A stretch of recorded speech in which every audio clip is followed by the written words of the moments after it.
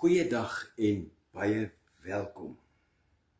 As ek begin, dan groet ek in die wonderlike naam van Jesus Christus, ons koning en ons verlosser, genade, barmhartigheid en vrede van God ons Vader, die Here Jesus Christus, sy kosbare Heilige Gees. Amen en amen. Prys die Here. Hier staan ons, Here, uiteindelik. 'n hele uitsending het ons so pas gedoen, wat toe nooit uitgesend het nie. Dan begin ons maar weer voor. Dankie Here vir u liefde en u genade. Kom ons sluit die oë. Vader, ons kom tot u, ons nader tot u in die naam van Jesus vanoggend. Here, en eerstens met groot dankbaarheid. Dankie Here vir u genade vir ons elke dag. Dankie vir u liefde wat ons dra. Here, sonder dat ons dit besef, sonder dat ons dit weet, sonder Here dat ons dit kan verstaan oor wat aangaan. Here, dankie, dankie, dankie. Spreek u self vanoggend met ons. Here, dankie vir die geleentheid om weer die beker en die brood vanoggend te kan neem en te bely en praat met ons, Here. Praat met ons oor die liefde. En seën elke een wat weer eens in hierdie maand alreeds, Here, getrou was met hulle tiendes en offers aan u. Here, dankie.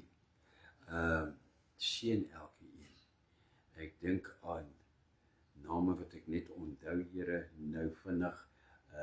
Daar is, ek kom nou vir Wiet, wat ek gesien het, Here, Janiel, Michelle en Wayne, myself, Here, ek en my vrou self, ons offers, ons tiende aan u. Dankie Here, ontvang dit. Here, soveel, elke een, Gansbaai, die persoon van Gansbaai, wat hom aandui net as Gansbaai, vriend van Jesus. Here, maand na maand getrou aan u. Ontvang dit en seën hulle ooreenkomstig u rykdom in Christus. Ek bid dit in Jesus naam. Amen. Ja, dit was nogal 'n verrassing, maar dankie Here,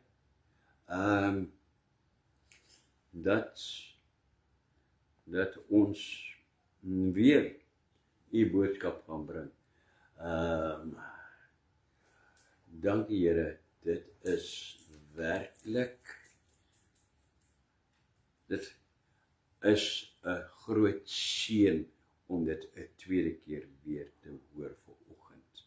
Want u praat met ons, Here, oor regtig 'n opdrag van u wat ons nie verstaan nie. As ek sou vra, wat is moeilik? Is daar baie goed wat ons sal kan antwoord. Van werke, na eksamens, daar's baie goed. Wat is moeilik? Om iets te erken is baie moeilik baie keer. Om sondes te bely is vir baie mense baie moeilik om te erken dat jy verkeerd opgetree het. Veral as dit is teenoor iemand wie jy baie lief is, dan is dit moeilik, want jy wil nie hê daardie persoon moet besef of weet dat jy verkeerd opgetree het nie.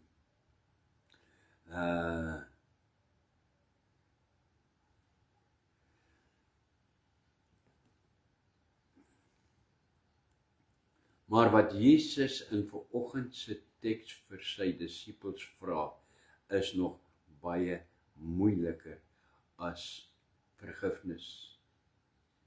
Want hy vra nie net om iets moeilik te doen wat onsself gaan bevoordeel nie, of iets moeilik te doen vir iemand vir wie ons lief is nie,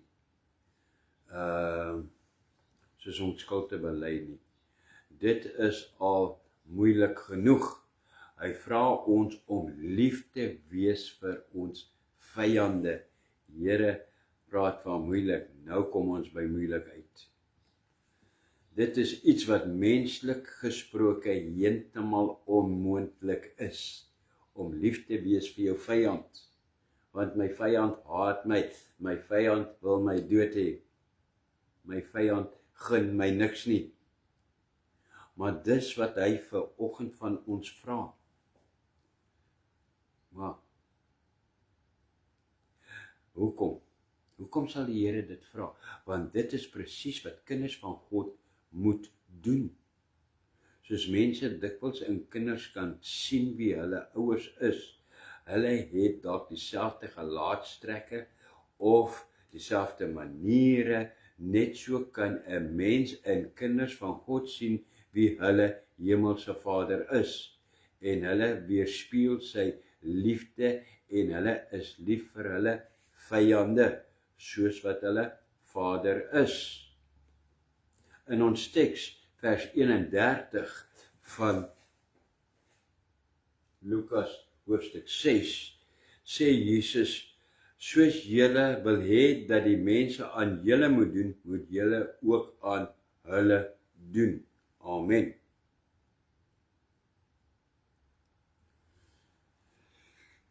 Miskien het jy al gehoor hoe mense van hierdie woorde praat, as die goue reël. Doen aan ander soos wat jy wil hê, ander moet aan jou doen.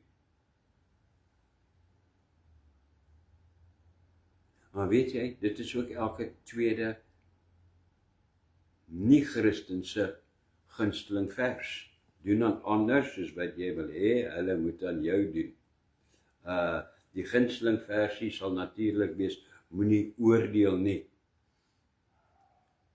Gunsteling versie in die wêreld is presies dit wat in die Bybel staan.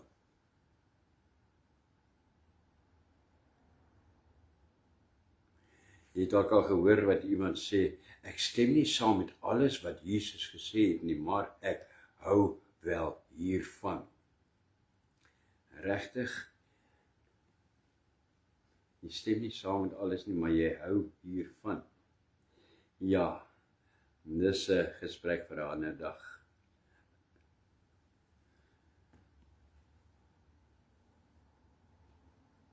Maar ek hou hiervan, waarvan? Behandel alle mense so wat jy graag behandel wil word.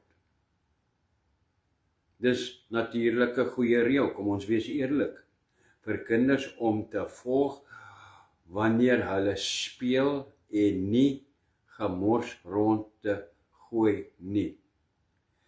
Ook wanneer ons plek maak vir iemand in die verkeer en nog baie ander meer. Dis 'n goeie riglyne om te volg.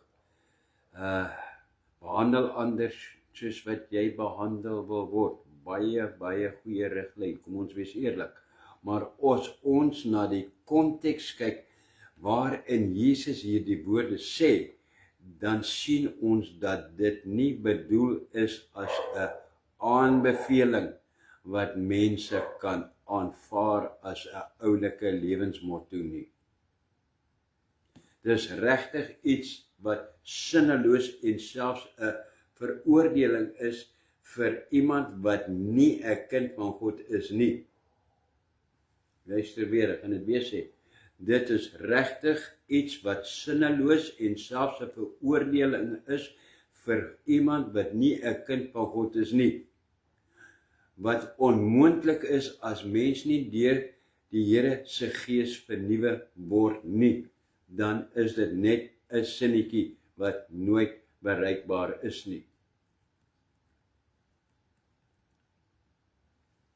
Want die mense van wie Jesus praat, is almal insluitende ons vyande. Almal. So wie is ons vyande? Nou wat gebeur hierso? Jesus het so pas vir hom self 12 apostels gekies, saam met hulle by die berg afgeklim, 'n klomp mense genees en toe begin preek vir al sy volgelinge. Wat het hy begin preek? Salig is julle as julle gehaat, verstoot en beledig word ter wille van die seun van die mens. Nou uit die konteks blyk dit dat die vyande in die eerste plek die is wat God haat, wat sy werk teëstaan. Miskien kan ons vandag dink aan situasies in die werkplek,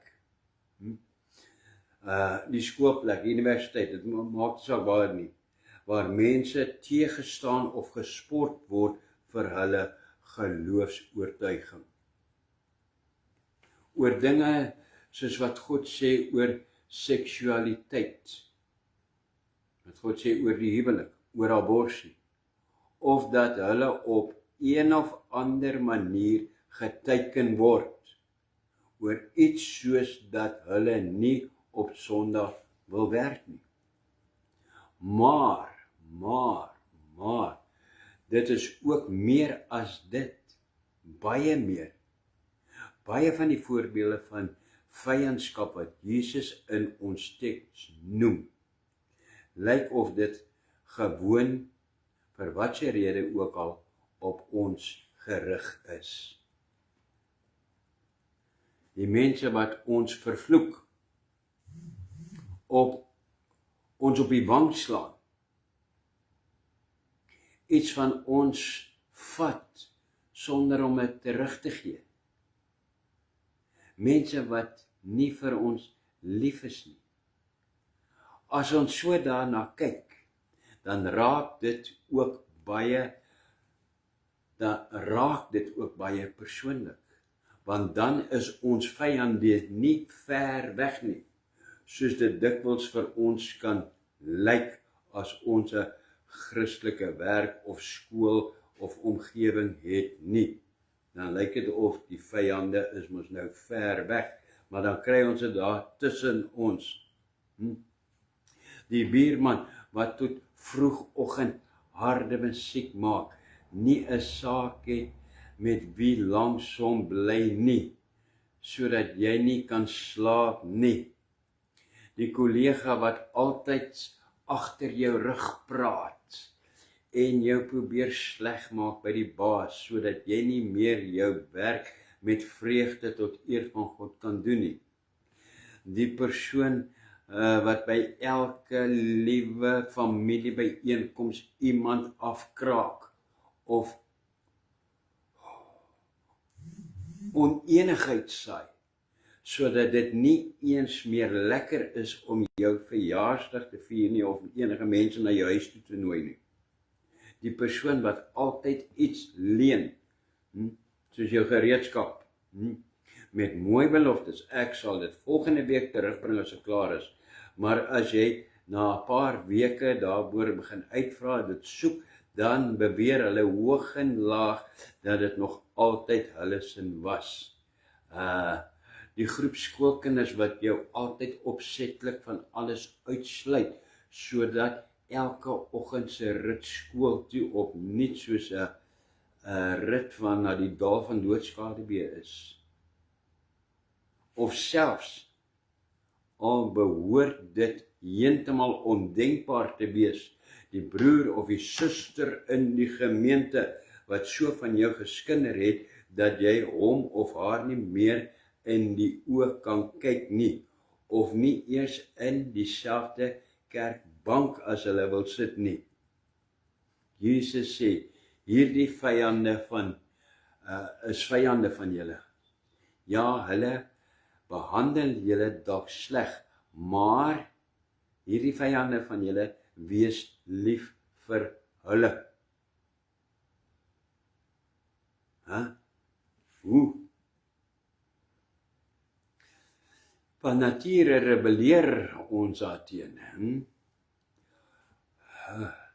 My hart rebelleer teen hierdie opdrag. Here, wat van geregtigheid? Eerste ding wat ons vra. As mense my kwaad aandoen, wil ek hulle vergeld. Hulle moet betaal vir die pyn wat hulle veroorsaak het. Dis hoe ons optree. En hoe kan ek my hart forceer? Hoe kan ek my hart forceer om te doen wat hy nie kan doen nie? Jy is reg, jou hart kan dit nie doen nie. Hoe kan ek warm en snoesige gevoelens hê vir iemand wat my so behandel? Vra ek ook. Maar die Here sê, ware goddelike liefde in die eerste plek is nie 'n warm en snoesige gevoel nie. Dit is nie goddelike liefde nie. En al is ware goddelike Bybelse liefde iets wat heeltemal teen ons natuur is dit iets wat slegs die Heilige Gees in ons harte kan bewerk. Ons kultuur het iets van liefde gemaak wat dit glad nie is nie. Soos ons dikwels in die media sien. Ek is lief vir jou, beteken iets soos jy laat my goed voel of jy maak my gelukkig. Dit is nie liefde nie. Die liefde is, ek sal my lewe af lê vir jou redding. Nou, ek wil dit nie nou laat dit klink vir jou asof ek liefde geen gevoel is nie. Daar is verskillende maniere van hoe ons verskillende mense kan lief wees.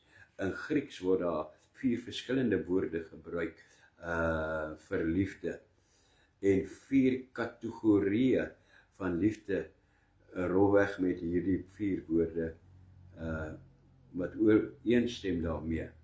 Sommige predikers gaan 'n stapie te ver deur die kategorieë baie rigied te maak, sodat jy hierdie Griekse woord, as jy dit sien, dan beteken dit altyd net dit en nie hierdie tipe liefde. Dis nie waar nie. Daar is oorvleueling in hoe die woorde gebruik word. Maar dit is so dat daardie kategorieë in die Bybel rolweg bestaan. Daar is byvoorbeeld die broederlike tipe liefde tussen 2 vriende, dink aan Dawid en Jonathan, dan sal die natuurlike liefde in 'n gesin, 'n ma en 'n kind, dink aan in die Bybel die voorbeeld van die hoer wat by Salomo gepleit het vir haar baba seun. Dis natuurlike liefde en daar is selfs 'n romantiese tipe liefde wat gepaard gaan met seksuele aangetrokkenheid. Nie soos wat in Hooglied verduidelik word nie. Dit is nie wat in Hooglied aangaan nie. Dis heeltemal verkeerd. Maar daar is wel sulke liefde ook. Anderste sou ek en jy nie hier gestaan het nie, of niemand van ons omtrent hier gestaan het nie. Punt is, liefde is nie gevoelloos nie, maar die liefde waarvan Jesus praat is nie 'n algemene en natuurlike tipe liefde wat selfs goddelose mense in 'n sekere mate ook besit nie. Die liefde waarvan Jesus praat is iets anders. Goddelose mense kan ook vir hulle kinders lief hê, kan ook lief wees vir hulle vriende, kan ook seksueel aangetrokke wees tot mekaar, net soos ons. En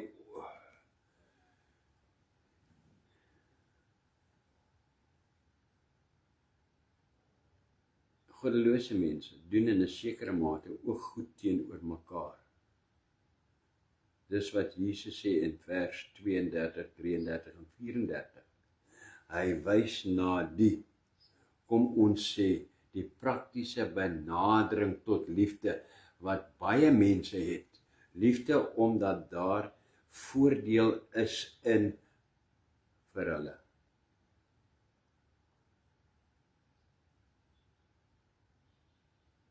Selfs die goddeloses is lief vir hulle wat lief is vir hulle. Werk by almal so. Mense hou daarvan.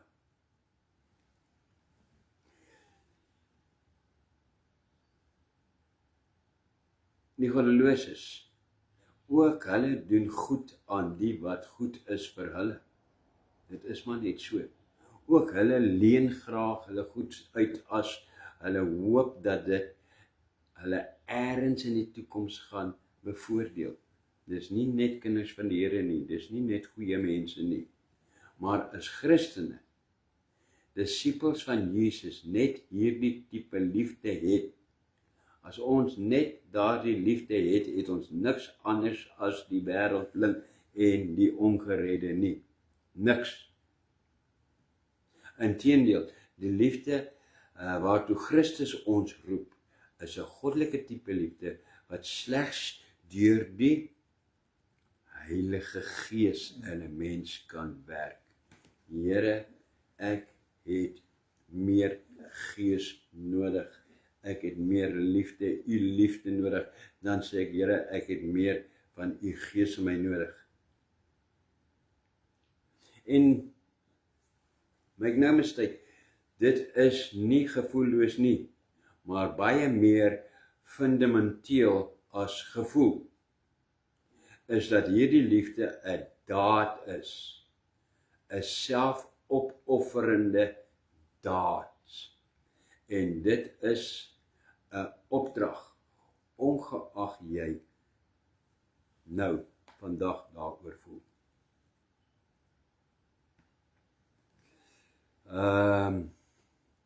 'n teoloog het 'n storie vertel om hierdie tipe liefde te verduidelik. Dis nou nie my storie nie, maar ek gaan dit deel met jou. Daar was 'n keer 'n man wat na 'n Christen beraader gegaan het vir hulp. Hy wou van sy vrou skei. En die rede wat hy gegee het was, my vrou was nie ontrou nie. Sy het my nie verlaat of enige iets soos dit nie. Maar ek is net nie meer lief vir haar nie. Dis wat hy gesê het. Toe sê die beraader vir hom, wel, die Bybel sê, mans wees lief vir julle vroue. So eintlik, baie eenvoudig, jy kan nie, jy het nie 'n keuse nie. Dit is die bevel van God self. Jy moet jou vrou lief hê. Toe sê die man, maar jy verstaan nie. Ek wil nie eers naby haar wees nie. Ek wil nie eers in dieselfde huis of geselskap as sy wees nie.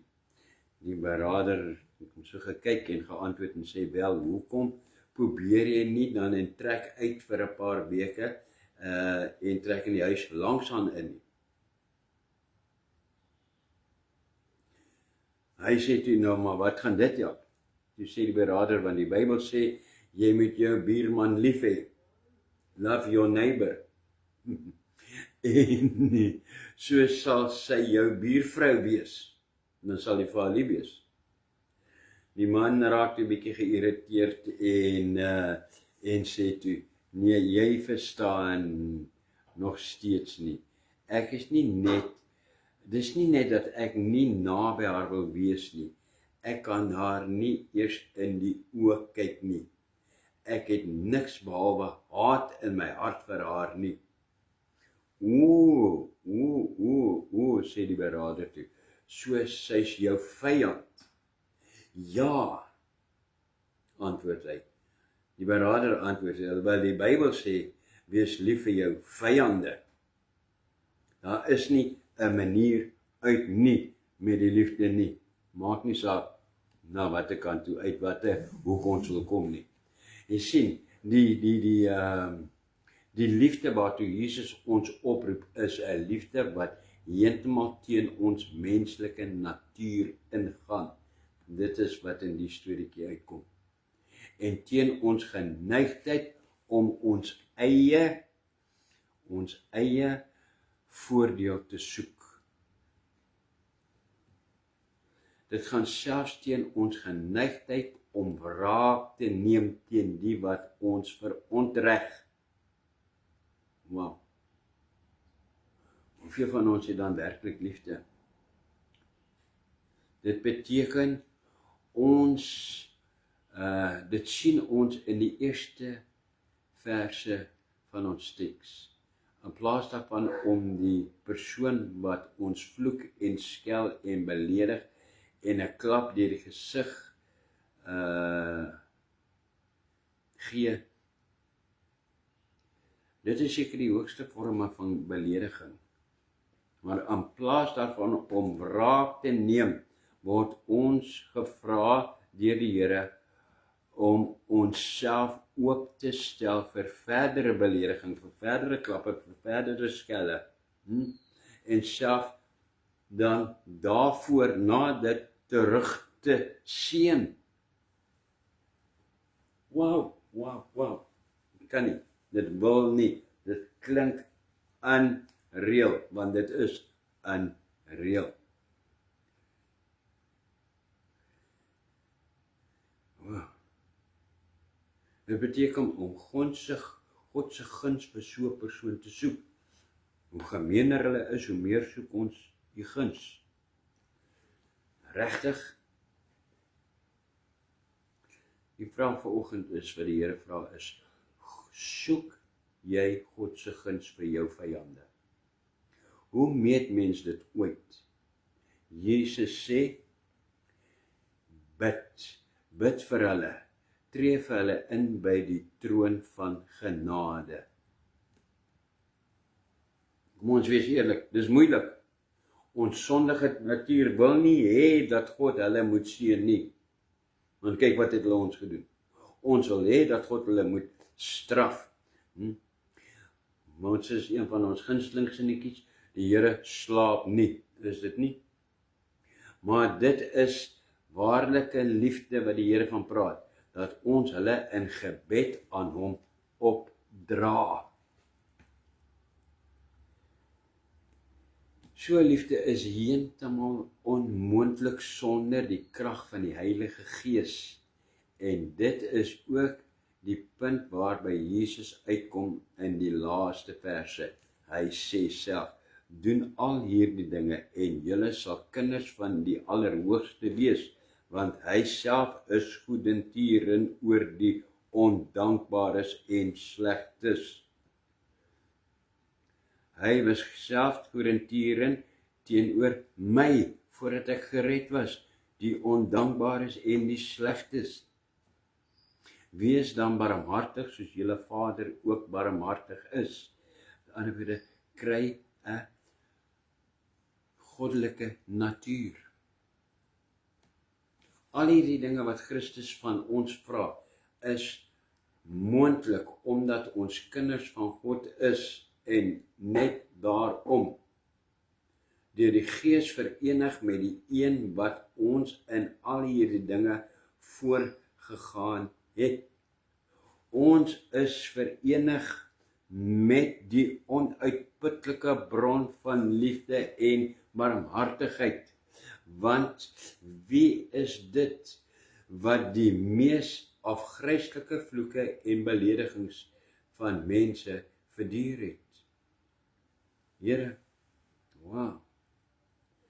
Is dit nie die Allerhoogste self wat die regverdige oordeel wat sy vyande verdien het, nie ongestraf laat bly het nie, maar homself verneder het om barmhartig te wees en hulle straf op homself te neem, sodat sy vyande, jy en ek, God se kinders kan wees en kon word. En hier is ons vandag, Here, omdat U ons lief gehad het, toe ons op ons afskuwelikste nog was. Wow.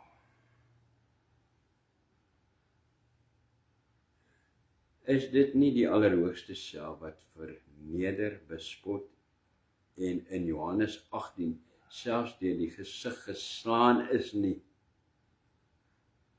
En soos Petrus sê, toe hy uitgeskel is, het hy nie terug uitgeskel nie. Toe hy gelei het, het hy nie gedreig nie en die Here kon hulle dreig.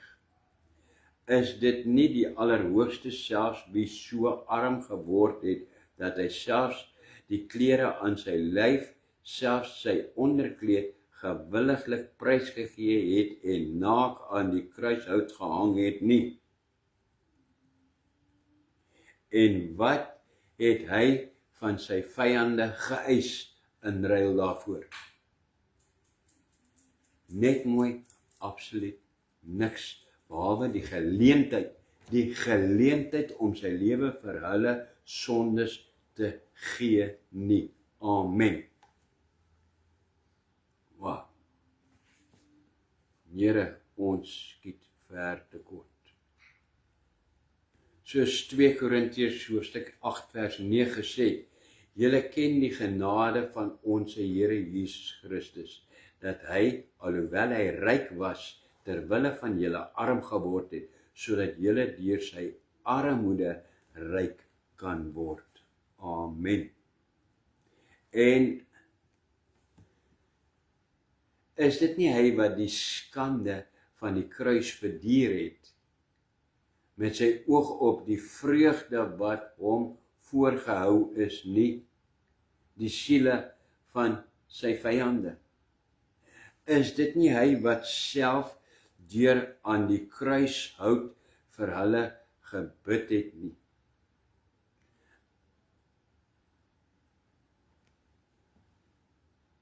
Vader, vergeef hulle, want hulle weet nie wat hulle doen nie.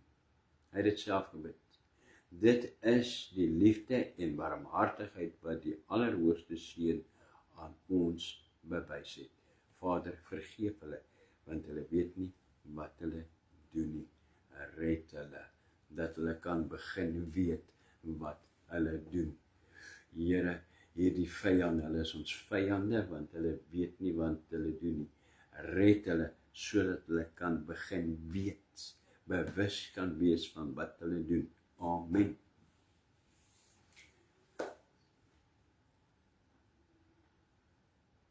Ek gaan afsluit. God bewys sy liefde tot ons daarin, dat Christus vir ons gesterf het toe ons nog sondaars was. Ja, terwyl ons nog vyande was, is ons met God versoen deur die dood van sy Seun. God se kinders is barmhartig soos hy is. Paulus sê in Efesiërs 5, wees dan navolgers van God soos geliefde kinders en wandel in liefde soos Christus ons ook liefgehad het en hom vir ons oorgegee het as 'n gawe en offer aan God tot 'n loflike geur.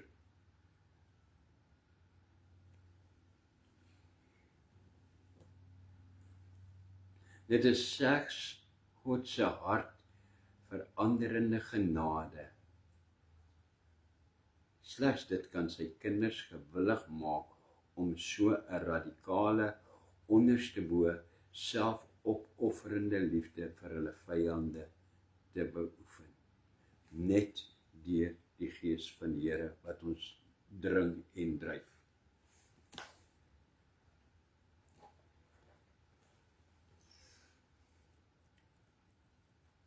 Christus se volgelinge van die vroeë kerk en deur die eeue heen het geleer om hierdie tipe liefde te bewys by dieselfde plek waar ons dit kan leer. Waar? By die kruis van Christus. Amen. Die verlossing wat vir sy vyande gesterf het, die verlosser wat vir sy vyande gesterf het, roep ons nou op om dieselfde liefde aan ons vyande te bewys. En ek sluit af met die vraag: wie is die vyande wat God u vandag opgeroep het om lief te hê? Wie is hulle wie jy vandag moet lief hê? 'n ou vriend, 'n familielid. Doen goed aan hulle. Seën hulle en bid vir hulle. Wys vir hulle die liefde van God in Christus. Bid vir hulle. Bid vir hulle. Wees lief vir hulle. Wees lief vir hulle persoon nie. Nee, dis nie mooi mense nie. Maar ek is lief vir hulle, vir die idee van die Here, die moontlikheid, die werklikheid dat hulle gered kan wees en hulle self nie kan herken nie. Dit bring ons by, Here, u brood en die beker by die nagmaal self vanoggend. Dit is die toppunt van liefde, die bloed en die liggaam van Jesus. Met die brood en die beker, dit wat jy gebruik as die brood en die bekertjie, wat jy gaan gebruik, kry dit nou, neem dit en, met die brood en die beker,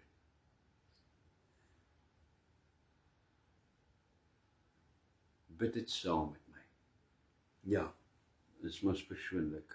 Die Here het nie net gepraat en ons het geluister nie. Here, ons het geluister en dit ter harte geneem vanoggend.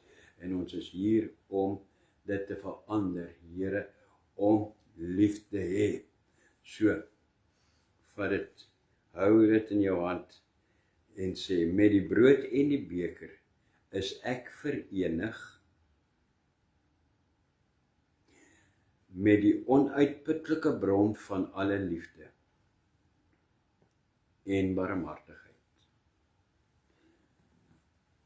'n liefde heeltemal onmoontlik sonder die krag van die Heilige Gees, wat my in staat stel om Jesus se opdrag uit te voer van doen al hierdie dinge en julle sal kinders van die Allerhoogste wees, want hy self is goedertierend oor die ondankbares en slegtes. Wees dan barmhartig, soos julle Vader ook barmhartig is. En dankbaar en danksy u redding, Here, is ek nou in staat om u opdrag uit te voer en met die beker en met die brood te bely en te bevestig.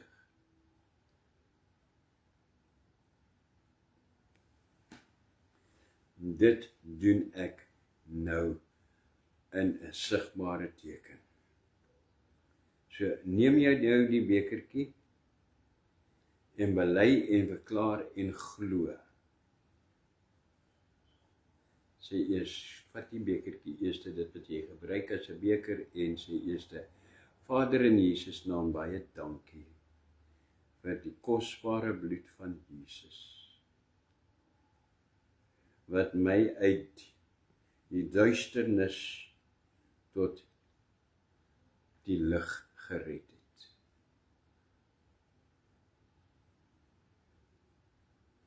Dankie dat u my skoon was met u bloed. Was al my haat en al my ongehoorsaamheid nou weer eens van my af met die bloed.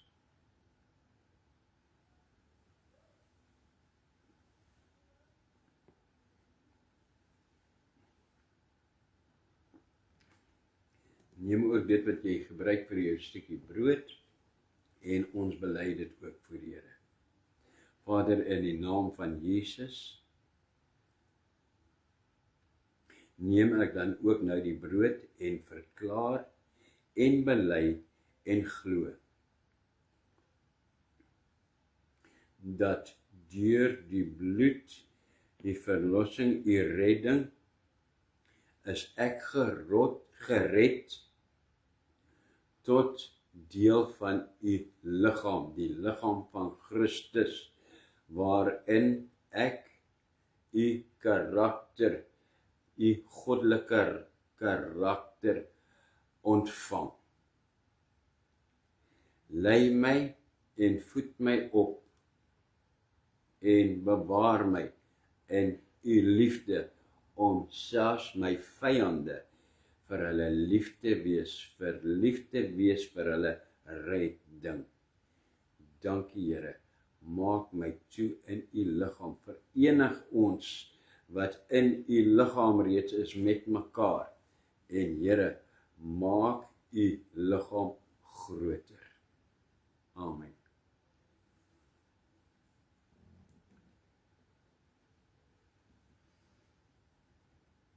Amen en amen.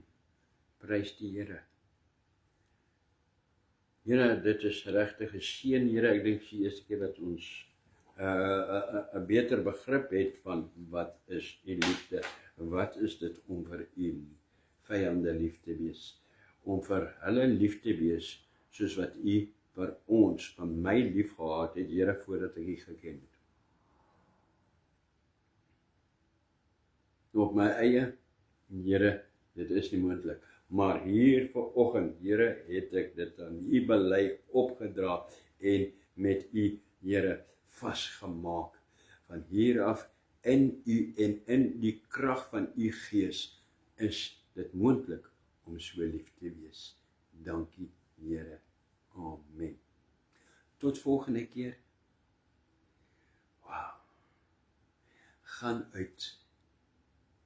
Gaan en wees lief. Wees, hartswiekies, nee. Dis maar net 'n mooi prentjie om dit uit te druk, maar gaan wees lief. Lief genoeg vir jou vyande, dat hulle daardeur gered kan word. Tot volgende keer. Die Here se seën, ontvang die seën van die Here. Yeregogeta Adonai dishmarecha. Ja Adonai pawanilecha wechogonechta. Yesa Adonai pawanilecha we asemlecha shalom. Die Here is jou seën en jou behoed. Die Here sal sy aangesig na jou toe draai, jou genadig wees. Jou so lief hê, wat jou red tot in hom, in sy liggaam, deel van hom, en aan jou vrede gee. Amen. Amen en amen. Tot volgende keer. Die Here se seën.